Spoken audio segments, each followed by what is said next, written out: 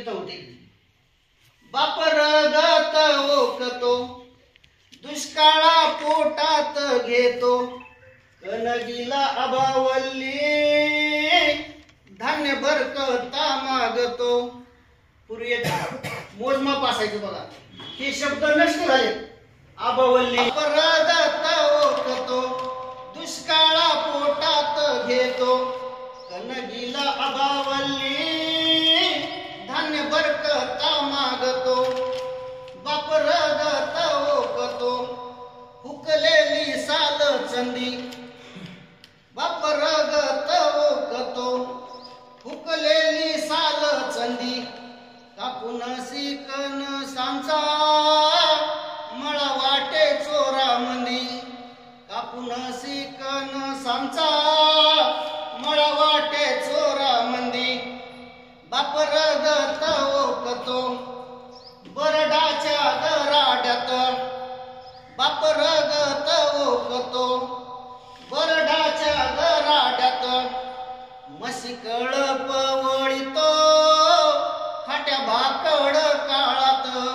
बघा एक व्यावहारिक दृष्टिकोन असतो की ज्यावेळेस कोणी आपल्या फायद्याचं असतं त्यावेळेस ते चांगलं असतं.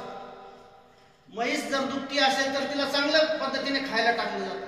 पण शेतकरी असा आहे की तिचा जरी त्या काळात काही उपयोग नसला तरी तो तिला सांभाळतो असं सांगायचंय. बाप रगत ओकतो बरडाच्या गराड्यात म्हशी कळप वळीतो फाट्या भाकड काळात. बाप रगत ओकतो जगण्याच्या आसे पोटी.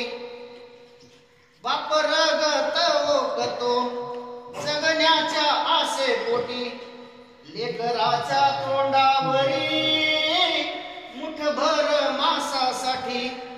लेकराच्या तोंडावरी मुठभर मांसासाठी बाप रगत ओकतो भेगा भुईच्या सांधतो.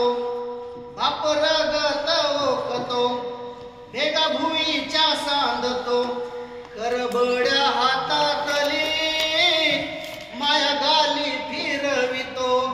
करबड्या हातातली माया गाली फिरवितो. बाप रगत ओकतो राणी पांडव पूजतो. आता आपण एक सगळे एका वयोगटातले आहोत. आपल्याला पांडव ही कल्पना माहिती आहे. पांडव पूजणे ही कल्पना माहिती आहे. फार फार वर्षापूर्वी म्हणजे आपल्या बालक असताना आपण रानामध्ये 5 दगड मांडायचे आणि त्याच्यावर चुना वगैरे असं काही टाकायचं आणि तिथे पांडव पुजवायचे असे पसरून घेत होता का ती याच्यामध्ये आलेले. बाप रगत ओकतो राणी पांडव पूजितो जगाच्या कल्याणासाठी दानभुईचे मागतो. जगाच्या कल्याणासाठी दानभुईचे मागतो. बाप रगत ओकतो काठी शेताला लावतो. बाप रगत ओकतो काठी शेताला लावतो.